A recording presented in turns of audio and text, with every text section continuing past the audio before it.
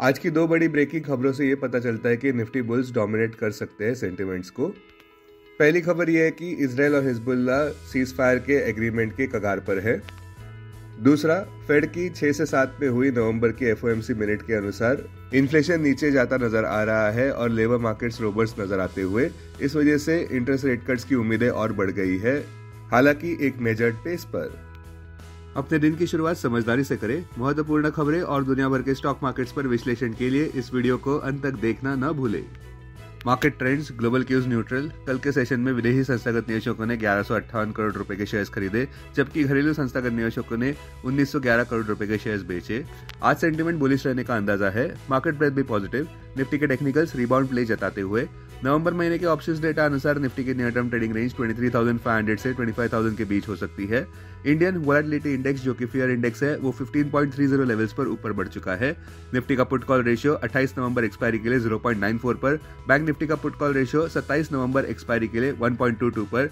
आज के लिए निफ्टी का आउटलुक, रिस्क एपेटाइट आज थोड़ा बढ़ सकता है। अब आज की थीम पर ध्यान देते हैं। आज एक बुरी खबर है और एक अच्छी खबर है। अच्छी खबर यह है कि कल के व्यापार में विदेशी संस्थागत निवेशकों ने 1158 करोड़ रुपए के शेयर्स खरीदे। लगातार 2 दिन से विदेशी संस्थागत निवेशक खरीदारी कर रहे हैं। अब बुरी खबर यह है कि US president elect Donald Trump ने टैरिफ बढ़ाने की धमकियां बढ़ा दी है, खासकर कि चाइना, मेक्सिको और कनाडा पर। इस वजह से ग्लोबल ट्रेड टेंशन हो सकते हैं। इस टैरिफ बढ़ाने की घोषणा की वजह से पॉजिटिविटी कम होती नजर आ रही है, जो हमें देखने को मिली थी जब डोनाल्ड ट्रंप ने ये अनाउंस किया था कि स्कॉट बेसेंट, जो कि फंड मैनेजर है, वो यूएस ट्रेजरी सेक्रेटरी बनने वाले हैं।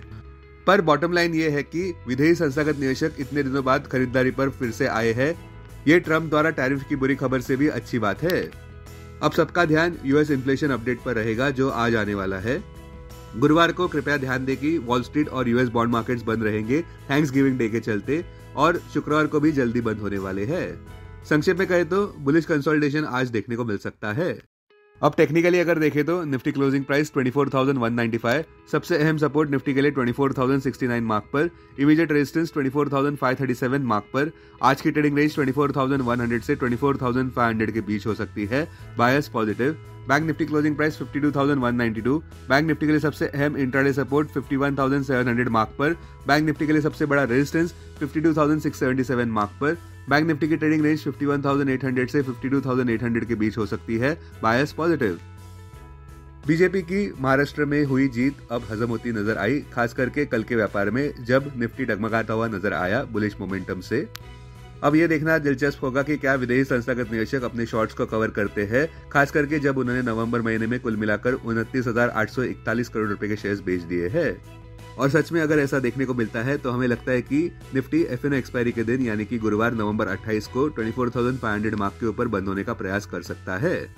बजिंग स्टॉक्स की बात करें तो एनटीपीसी ग्रीन एनर्जी के लिस्टिंग को ठंडा रिस्पॉन्स आज देखने को मिल सकता है।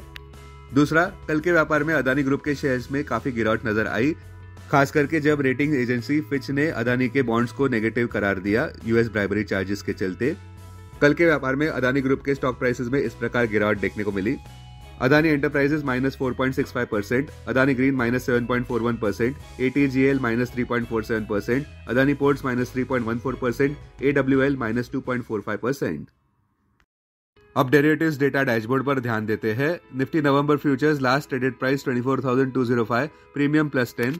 Put call open interest ratio Nifty 28 November expiry के लिए 0.94 पर, बैंक निफ्टी 27 नवंबर एक्सपायरी के लिए 1.23 पर, maximum call open interest Nifty के लिए 25,000 और इसके बाद 24,500 स्ट्राइक प्राइस पर, बैंक निफ्टी के लिए maximum call open interest 54,000 strike price पर, maximum put open interest Nifty के लिए 23,000 और इसके बाद 23,500 स्ट्राइक प्राइस पर, बैंक निफ्टी के लिए maximum put open interest 50,000 strike price पर।